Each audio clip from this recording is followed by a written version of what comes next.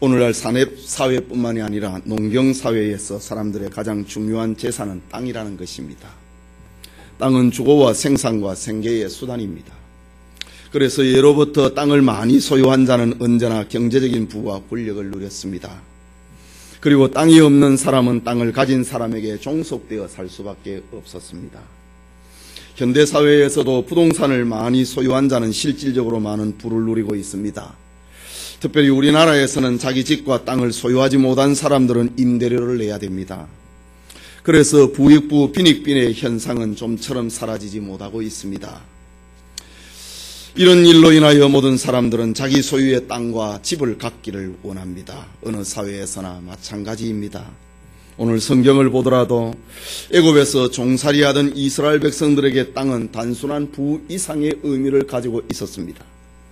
이스라엘에게 땅은 생존과 더불어 하나님 신앙과 관련되는 것이었습니다.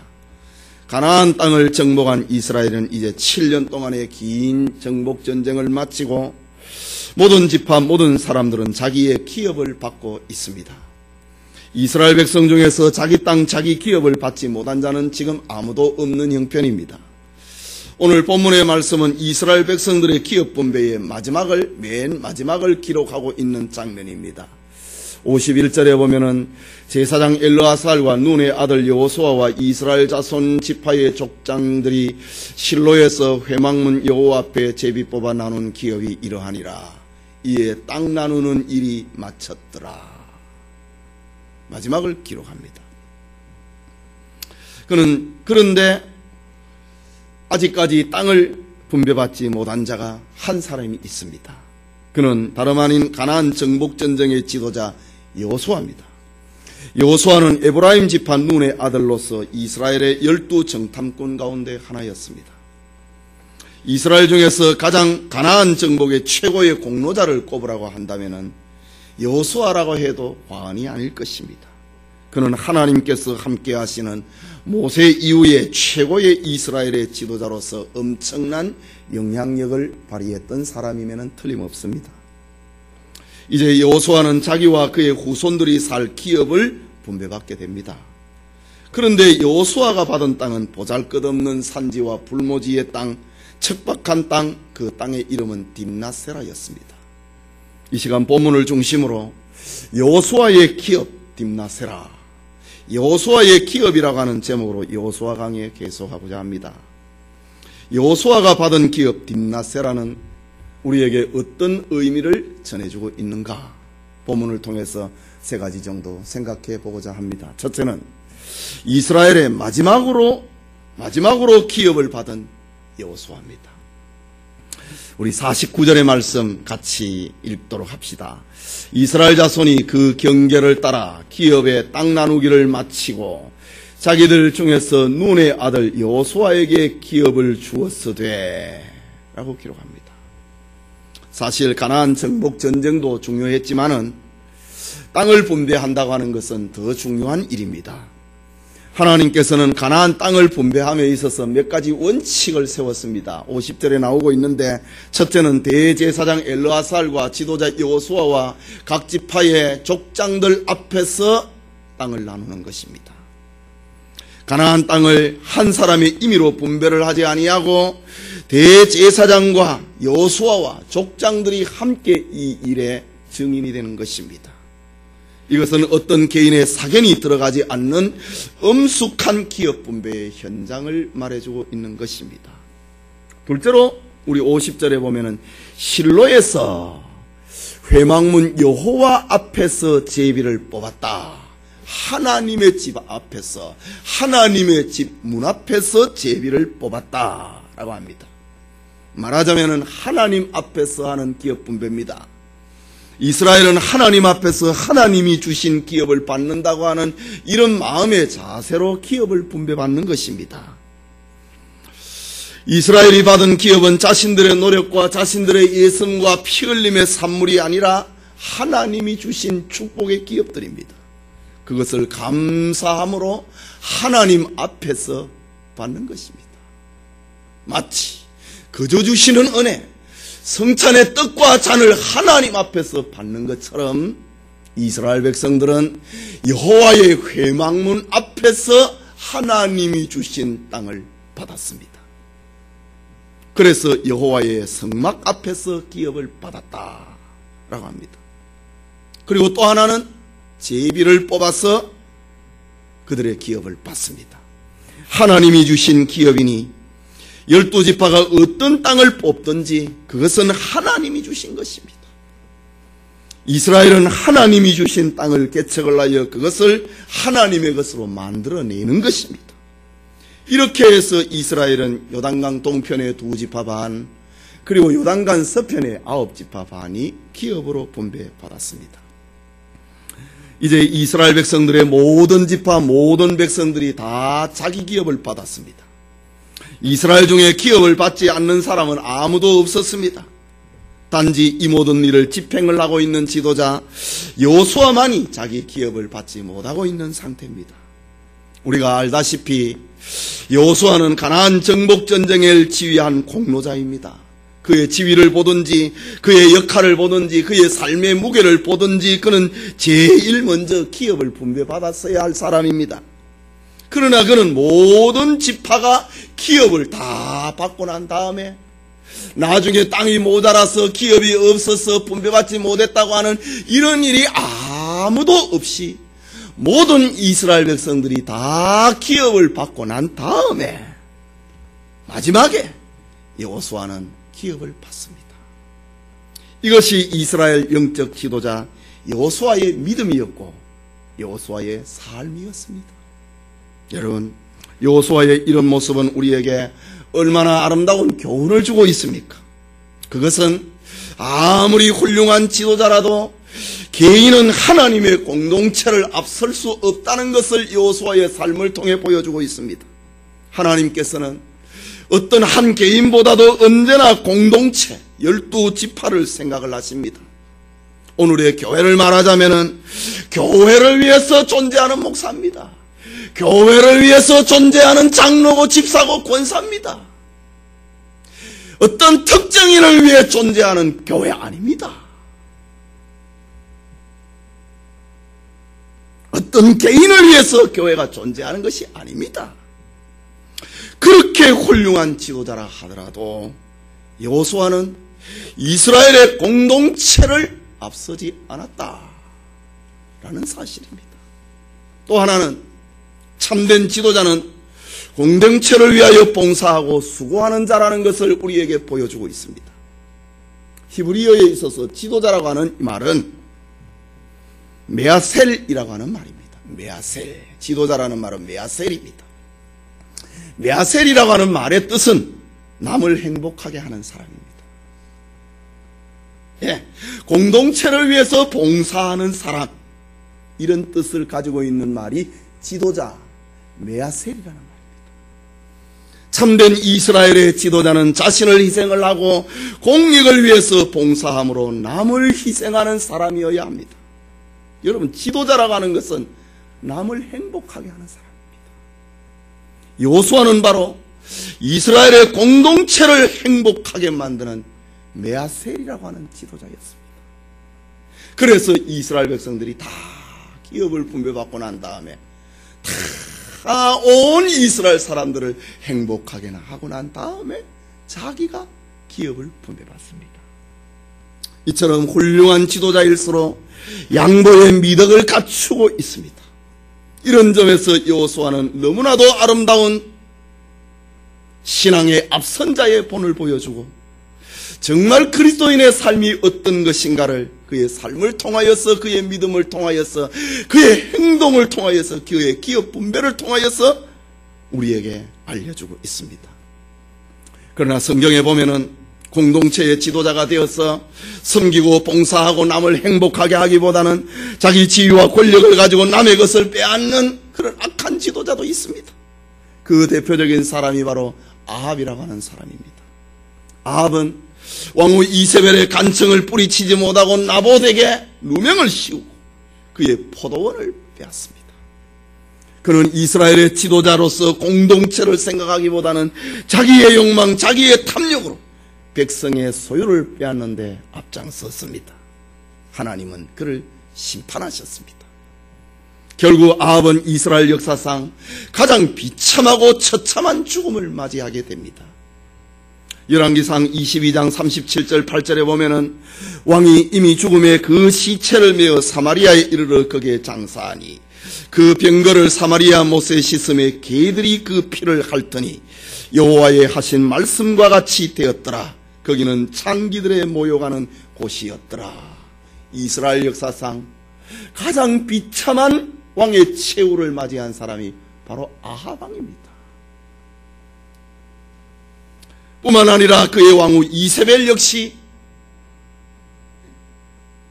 눈에 진한 화장을 하고 눈을 그리고 화장을 한 상태에서 성벽 위에서 내동댕이 쳐집니다.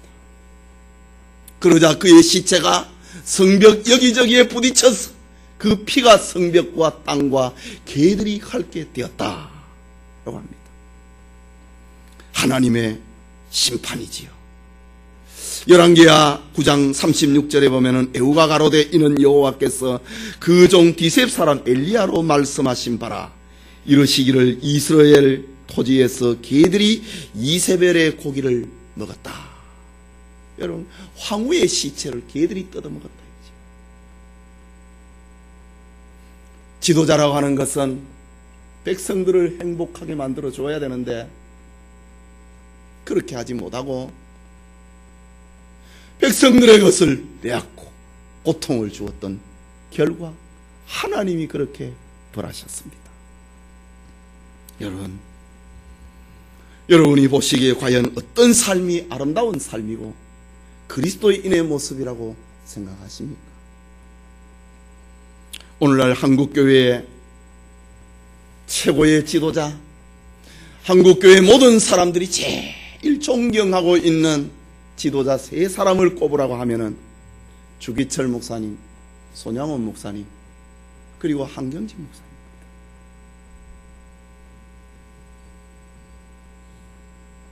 이들의 공통점이 있습니다. 이 세 분 목사님의 공통점이 있습니다.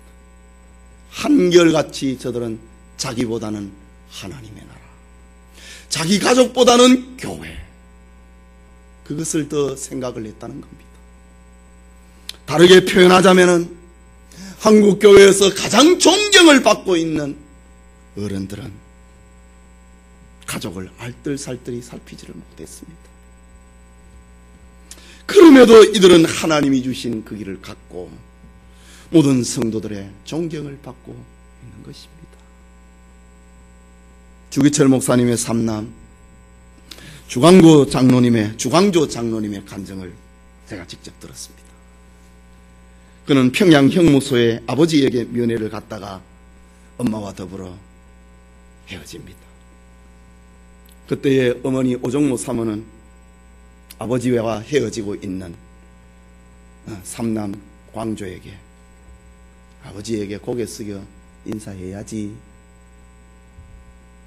사모님이 주광조 장로, 그때는 아이지요, 광조에게 그렇게 이야기를 합니다. 이때의 광조는 엄마의 말을 듣고 아버지에게 허리를 깊이 숙여서 절을 합니다. 그런데 허리를 펴서 얼굴을 들고 보니 아버지는 안 계십니다. 이미 주기철 목사님은 철장 안으로 들어가시고 말았습니다. 그러나 이것이 광조와 주기철 목사님을 대면하는 마지막이 되고 말았습니다. 훗날 주광조 장로님의 간증을 들으면 그날 면회가 마지막인 줄 알았더라면 허리를 조금만 숙이고 아버지의 철장 안으로 들어가시는, 형무소 안으로 들어가시는 아버지의 뒷모습이라도 볼 수 있었을 걸. 그렇게 울면서 간증하시는 주광조 장로님의 간증을 들었습니다. 이런 모습이 하나님을 믿는 신자들의 심금을 울리고 있는 것입니다. 손양원 목사님은 자기 큰아들과 둘째 아들을 죽인 살인범 안재선이를 양아들로 삼습니다. 형장으로 끌려가는 아들을 미군에게 부탁을 해서 빼내서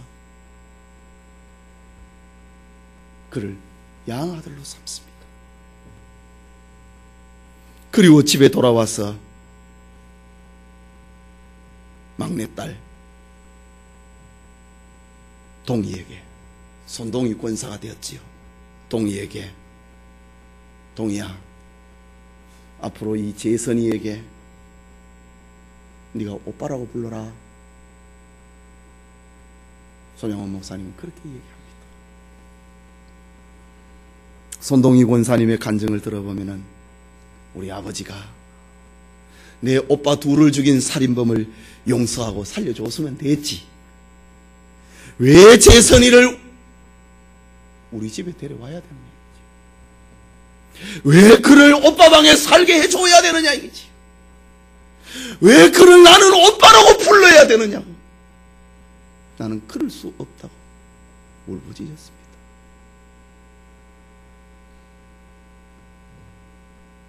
또 한 분, 한경직 목사님은 이북에서 내려오셔서 영락교회와 오늘의 큰 영락재단을 세웠습니다. 오늘날 영락교회와 영락동사는, 그 재산은 표현할 길이 없습니다. 그러나 한경직 목사님은 자식들에게 재산을 물려주거나 그 재산을 관리하고 거기서 먹고 살도록 하지 않았습니다. 이때의 교인들은 한경직 목사님에게는 아들은 없고 딸만 있는 줄 알았다고 합니다. 물론 교회의 중직자들은 목사님의 가정을 알고 있었겠지요. 그런데 한경직 목사님은 물질 문제에 있어서는 이렇게 깨끗하셨습니다. 세월이 흘러서 한경직 목사님이 소천을 하고 장례식을 치르게 됐습니다. 이때에 미국에서 아들이 나타나갖고 상주 자리를 지키게 됩니다.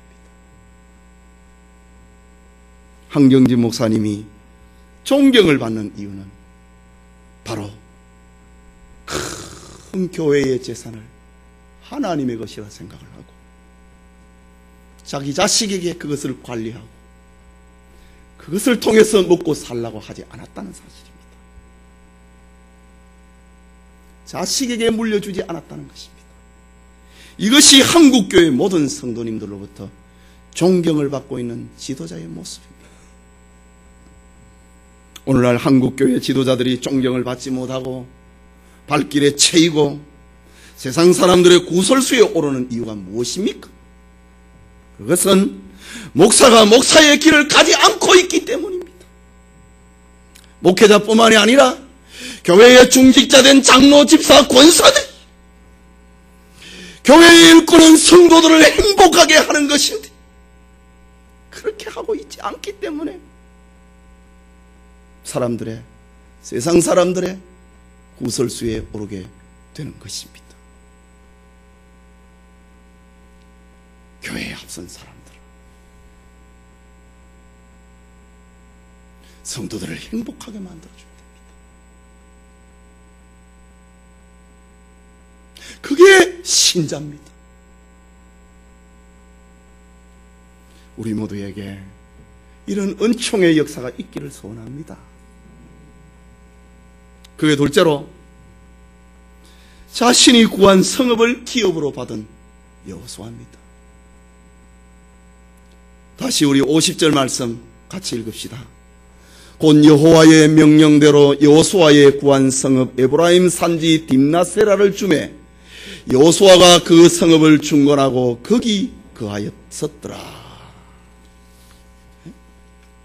모세는 일찍이 12 정탐꾼을 뽑아서 가나안 땅을 정탐하게 했습니다. 정탐꾼들은 40일 동안 가나안 구석구석을 탐지를 하고 모세와 이스라엘 백성들 앞에서 그 결과를 보고합니다. 이때에 온 이스라엘 백성들은 간담이 서늘해지고 말았습니다.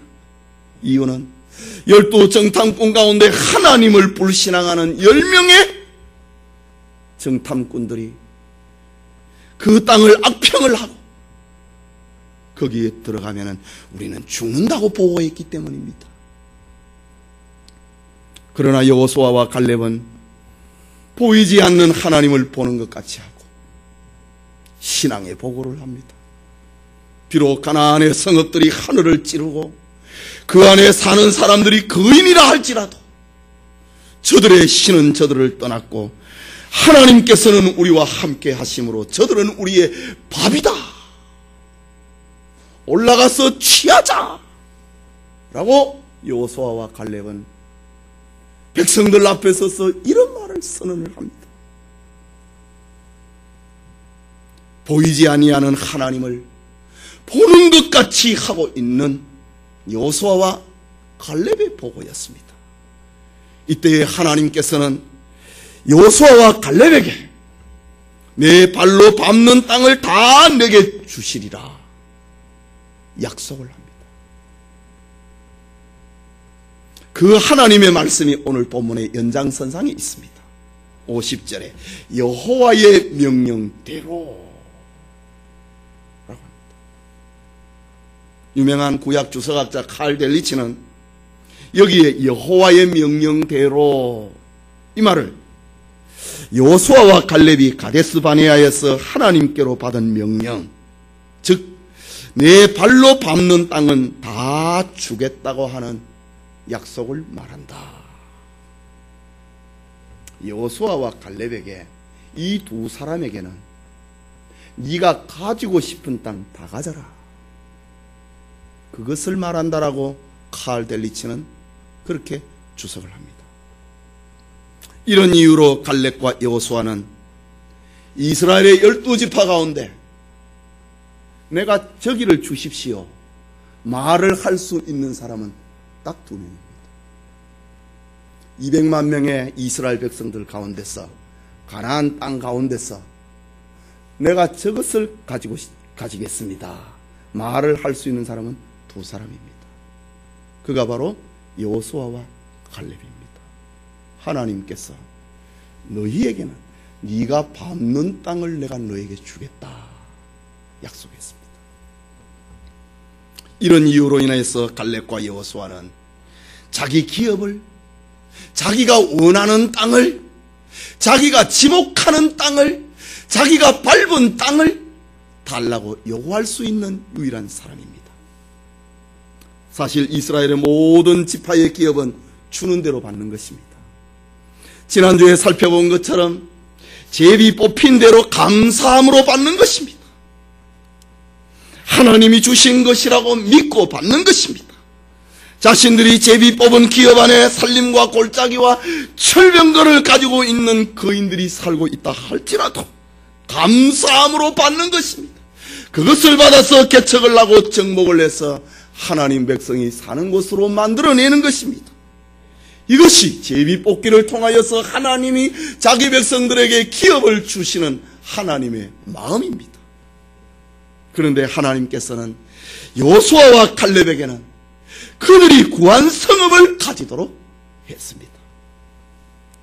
유다지파의 갈렙은 여호수아 14장에서 거인 아낙 자손이 살고 있는 헤브론을 청구해서 갈렙은 이미 받았습니다. 그리고 오늘 에브라임 지파 여호수아의 차례입니다. 본문을 보면은 여호수아는 거창한 성읍을 구하지 않습니다. 아주 소박한 성읍을 구합니다. 여호수아는 에브라임 지파 사람입니다. 여호수아는 에브라임 지파 중에서 내 한 성읍을 달라 라고 이야기합니다. 사실 여호수아는 이스라엘 12지파의 지도자입니다. 그는 하나님의 말씀에 따라서 자기 마음에 드는 이스라엘 땅 어디에서든지 가질 수 있는 그런 특권을 받은 사람입니다. 에브라임 지파의 사람이지만은 나는 이스라엘의 지도자로서 하나님으로부터 이런 복을 받았으니 나는 내가 원하는 땅을 이스라엘 지역에서 나는 구하겠다, 이렇게 말할 수 있는 사람입니다. 그런데 오늘 성경의 여호수아는 자기 지파를 뛰어넘지 않습니다. 어디든지 선택할 수 있는 권한이 가지고 있음에도 불구하고 그는 에브라임 지파, 자기 지파를 뛰어넘지 않습니다. 그는 에브라임 지파가 받은 기업 중에서 한 성읍을 달라라고 합니다. 이것은 어떤 의미를 가지고 있느냐, 오늘 우리에게 무엇을 교훈을 하고 있느냐 이 말입니다. 그는 자신의 특권을 이용을 해서 다른 지파의 기업 가운데서 분깃을 선택할 수 있는 사람입니다. 그렇다고 해서 자신을 다른 백성과 차별화시키고 나는 이런 사람이다, 나는 특별한 사람이다, 나는 하나님의 명령을 받아서 이스라엘의 지도자가 되어서 나는 어디든지 기업을 받을 수 있는 사람이다, 온 이스라엘 가운데 자기를 차별화시킬 수 있는 사람입니다. 그러나 여호수아는 그렇게 하지 않았습니다. 여호수아는 자기 자신을 공동체 속에 집어넣었습니다. 자기 자신을 에브라임 지파의 공동체 속에 그는 집어넣었습니다. 오늘날 교회를 위해 헌신하고 충성한 사람들이 자기를 어떤 특별한 사람이라고 생각하는 이가 있습니다. 자기는 어떤 특별 대우를 받아야 될 사람이라고 생각하는 이가 있습니다. 그건 믿음 아닙니다. 그거는 교만입니다. 그것은 영적 교만입니다. 오늘 본문의 여호수아에게 하나님께서는 그가 구하는 것을 다 주겠다고 약속을 받은 사람입니다. 하지만 여호수아는 자기의 실속, 자기의 야욕, 자기의 꿈을, 야망을 펼치지 않았습니다. 그는 에브라임 지파의 기업 가운데서 딥나세라를 나에게 달라라고 합니다. 이것은 여호수아의 신앙과 그의 삶을 보여주고 있는 것입니다. 그는 자신이 이스라엘의 왕도 아니고 전쟁에 능한 신도 아니고 오직 하나님의 말씀을 온전히 순종한 여호와의 종이라고 하는 그런 의식입니다. 다르게 표현하자면 겸손입니다. 그는 겸손했습니다. 어떤 특권의식에 사로잡히지 않았습니다. 오늘날 우리도 하나님의 일에 한때 쓰임을 받았다고 특권의식을 가져서는 절대로 아닙니다. 안 됩니다. 과거의 추억에 사무쳐서 앞으로 가지 못하는 그런 소아마비적인 신자가 되어서는 안 됩니다. 나는 다른 사람들과 다르다라고 하는 영적 교만에 빠져서는 더욱 안 됩니다. 하나님 앞에 언제나 누구든지 하나님 앞에 겸손한 마음으로 하나님이 주시는 분복을 누려야 하는 것입니다. 저와 우리 모든 성도님들이 주님 안에서 그리고 교회 안에서 여호수아처럼 겸손한 마음의 복을 받기를 소원합니다. 마지막으로 건축해야 할 땅을 기업으로 받은 여호수아입니다.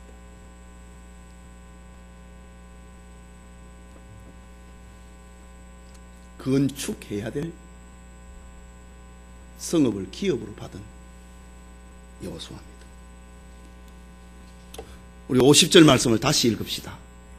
곧 여호와의 명령대로 여호수아의 구한 성읍 에브라임 산지 딥나세라를 주매 여호수아가 그 성읍을 중건하고 거기 거하였었더라. 여기 핵심적인 단어가 중건이라는 단어입니다. 다른 사람들은 가나안 사람들의 성읍을 빼앗았어 거기 살았습니다. 그런데 여호수아는 딥나세라를 받았어 거기에 성을 건축하고 거기 살았다. 건축이라는 말입니다. 중건했다고 하는 말입니다. 여호수아가 구했던 딥나세라는 모세오경과 지금 여호수아 19장을 보고 있는데 19장까지 한 번도 등장한 적이 없는 무명의 땅입니다. 그것은 평원도 아니고 평야도 아니고 넓은 성곽을 가지고 있는 성읍도 더더욱 아닙니다.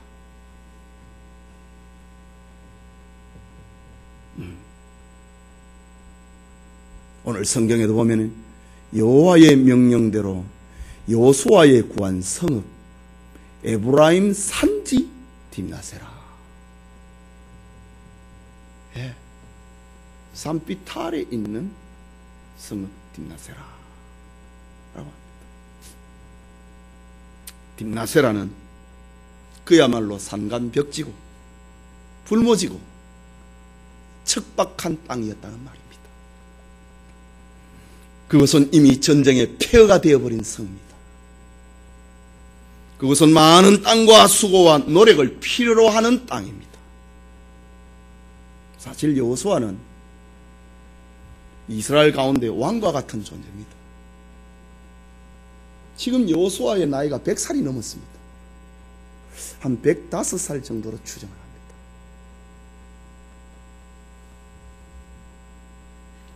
여호수아가 여러분 몇 살까지 살지요? 110살 삽니다. 여호수아는 자기가 기업을 받을 때 자기가 이 땅에 살 수 있는 나이가 5년, 짧으면 5년, 길면 10년밖에 안 됩니다. 그래서 하나님께서 여호수아에게 찾아와서 너는 늙고 기력이 쇠하였으니 이제 기업을 분배해라 라고 말씀했잖아요. 늙고 쇠해버린 여호수아입니다. 100살이 넘은 노구의 몸을 가지고 있습니다. 이제 평안한 삶 살고 싶어 하지 않습니까? 조용한 삶을 살고 싶어 하는 것이 오늘 우리네 마음 아닙니까? 아름다운 성읍을 얻어서 하나님이 주신 기업이라고 노래하면서 살고 싶어 하지 않습니까? 오늘날 얼마나 많은 사람들이 노후를 준비하기 위해서, 노후를 편안하게 즐기기 위해서 애를 씁니까? 지금 여호수아가 요구한 땅은 그런 것이 아닙니다. 여호수아가 기름지고 평화롭고 아름다운 땅을 달라고 한다고 해서 누가 그를 원망할 사람이 있겠고, 누가 그를 불평할 사람이 있겠고, 누가 안 됩니다고 말할 사람이 있겠습니까?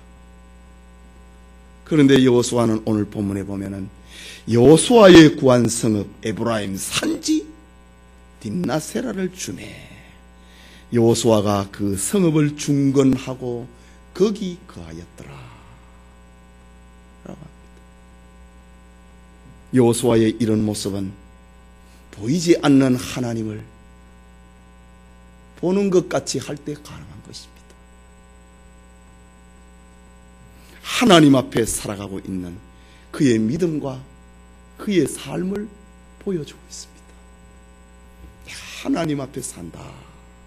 이것이 아니면은 100살이 넘으면은 그냥 좀 쉬고 싶습니다. 평안한 여생을 살고 싶습니다. 그러나 여호수아는 내 앞에 하나님이 계시다.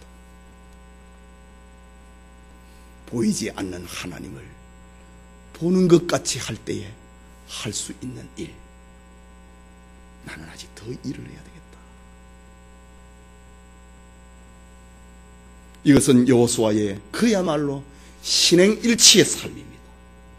그는 하나님을 믿는 믿음의 사람이었습니다. 그는 겸손했습니다.